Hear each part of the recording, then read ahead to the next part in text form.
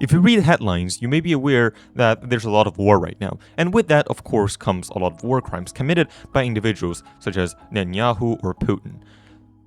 Now, the natural reaction would be, why is all of this happening?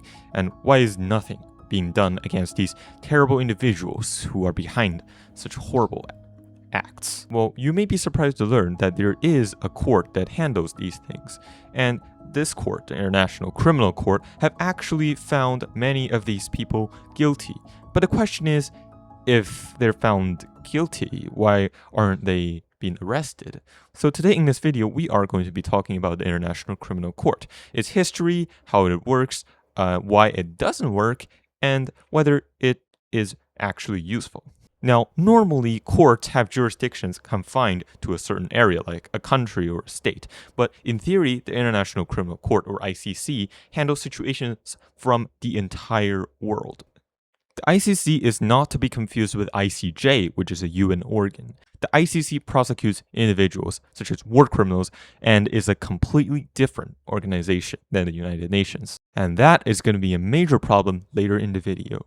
But first of all, a bit of background. Now, the concept of a permanent international court that handles war crimes is fairly new. An international court was first considered after World War I by the League of Nations, but the League of Nations, being the League of Nations, of course, never ratified it.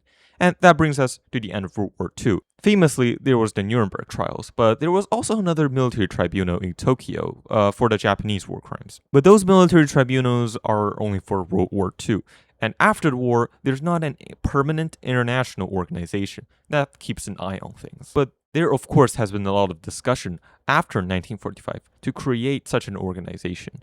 And finally, in 2002, countries ratified the Rome Statute, which defined that it will handle cases of genocide, crimes against humanity, war crimes, and crimes of aggression. Okay, so that is great, but how does this court work? How does the ICC work? And specifically, how did it determine if somebody is guilty? So an investigation can start in three ways: by the request of a country's government, by the UN Security Council, or by the ICC prosecutor. And none of these cases can be before July 1st, 2002, before the court was created. Anyways, after the investigation is open, it is time to collect evidence.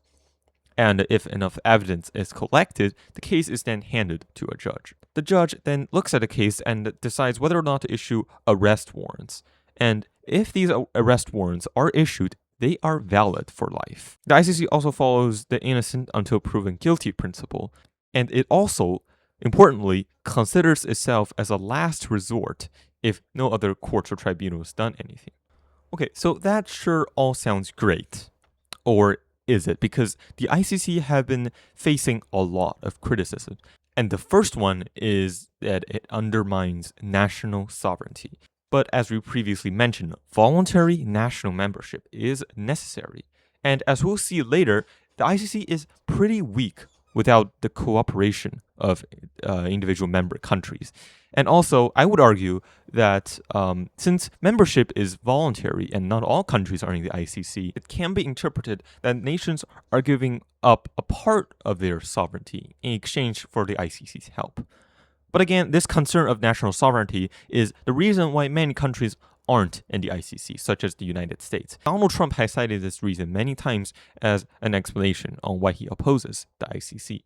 Another criticism that was especially prevalent a few years ago is that the ICC seems to only target Africa. And around before 2018, virtually all of the cases happened in Africa. The court has also been criticized for unfairly targeting African countries. Of the 26 cases brought before the court so far, all have dealt with crimes committed in Africa. To date, the court has reached verdicts in 6 cases, resulting in 8 convictions and 2 acquittals.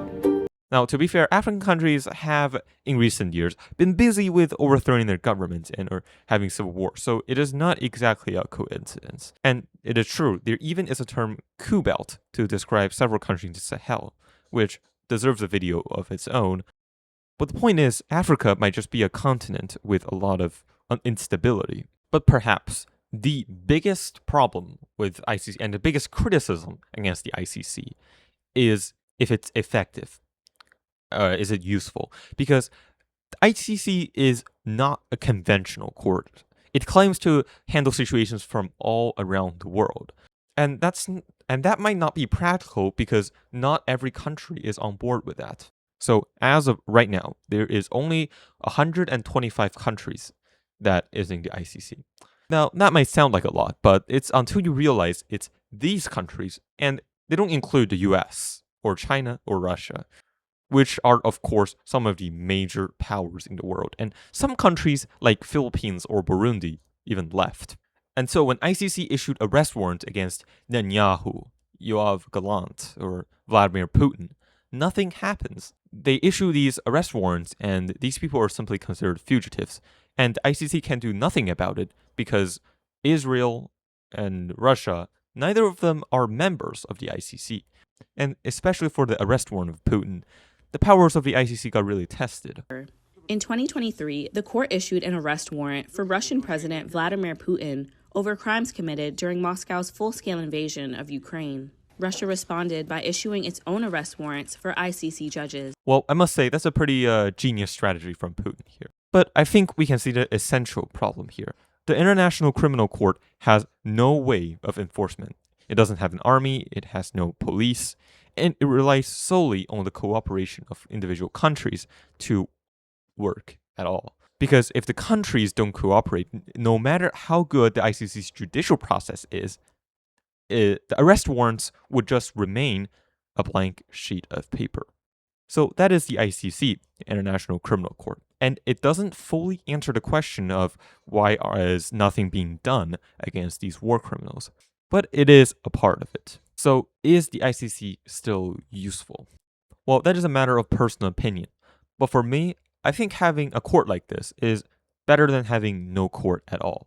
There has actually been a few arrest warrants that led to arrests in ICC's history. In order to improve the court, more countries need to join. And that is one way of holding these war criminals accountable for what they did. So that's a wrap for this episode, and stay tuned for the next one.